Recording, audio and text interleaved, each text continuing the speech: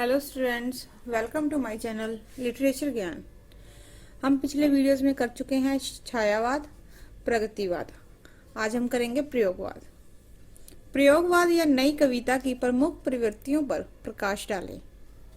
मानव मन परिवर्तनशील है। युग अनुरूप मानव मन की प्रवृत्तियां भी बदलती रहती हैं। यह अलग बात है कि परिवर्तन मानव को पतन की ओर ले जाता है या उत्थान की ओर। द्विवेदी युग की शुष्कता की प्रतिक्रिया में छायावाद की कोमलता का जन्म हुआ और छायावाद की कल्पनाशीलता से के विरोध में प्रगतिवाद उभरा। प्रगतिवाद की सामाजिकता के विरोध में प्रयोगवाद उभरा, जिसमें समाज की अपेक्षा व्यक्ति पर बल दिया गया है। प्रयोगवाद का उद्भव 1943 में तार सप्तक नामक रचना से ही आरंभ हुआ।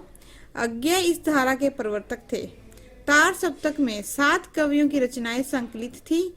इसके पश्चात 1951 में दूसरा तार सप्तक प्रकाशित हुआ। इसके पश्चात 1958 में तीसरा तार सप्तक प्रकाशित हुआ।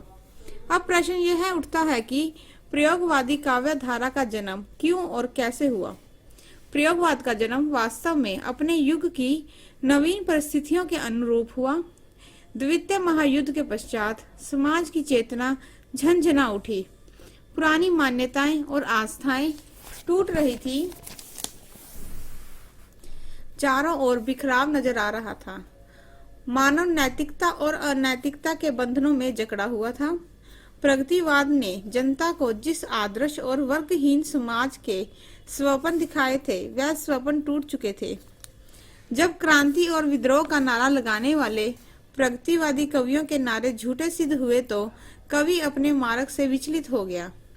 उचित नेतृत्व के अभाव में और लक्ष्यहीनता के कारण ये कवि बिना सोचे समझे एक नवीन दिशा की ओर बढ़ते गए और यह ही अनिश्चित दिशा के राही आगे चलकर प्रयोगवादी कवि कहलाए।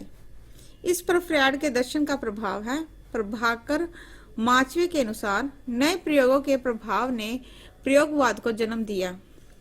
धर्मवीर भारती इस विषय में लिखते हैं, प्रयोगवादी कविता में भावना है, किंतु हर भावना के आगे एक प्रश्न लगा हुआ है। इसी प्रश्न चिन्ह को हम बौद्धिकता कह सकते हैं। सांस्कृतिक ढांचा चरमरा उठा है और यह प्रश्न चिन्ह उसकी ध्वनि मात्र है। इसकी प्रमुख प्रवृत्तियां इस प्रकार हैं। प्रथम है यथार्थ के प्रति आग्रह। प्रयोगवादी काव्य में यथार्थ की प्रधानता रही है।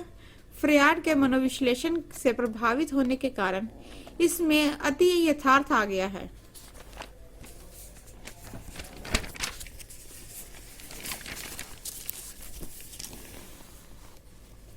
इसलिए प्रयोगवादी कवियों ने समाज को नंगा करके रख दिया है। प्रयोगवादी कवि समाज कल्याण की अपेक्षा व्यक्ति के हृदय में दबी हुई भावनाओं के चित्रण पर ही बल देते हैं। द्वितीय है बौद्धिकता की प्रधानता। प्रयोगवादी काव्य में बौद्धिकता बहुत आ गई है। प्रयोगवादी कवि चिंतनशील है, इसलिए इनकी कविता भी चिंतन का विषय बन गई है। प्रयोगवादी कविता में भावना है, किंतु हर भावना के सामने एक प्रश्न चिन्ह लगा हुआ है। इसी प्रश्न चिन्ह को आप बौद्धिकता कह सकते हैं। सांस्कृतिक ढांचा चरमरा उठा है और यह प्रश्न उसी की ध्वनि मात्र है। कविता हृदय की वस्तु न रहकर बुद्धि की वस्तु बन गई है। कविता पढ़ते समय ऐसा प्रतीत होता है जैसे कोई तर्कशास्त्र या दर्शन शास्त्र की बातें कर रहा हो। मुझे अमेरिका का लिबर्टी स्टैचू उतना ही प्यारा है जितना मास्को का लाल तारा। धन्यवाद।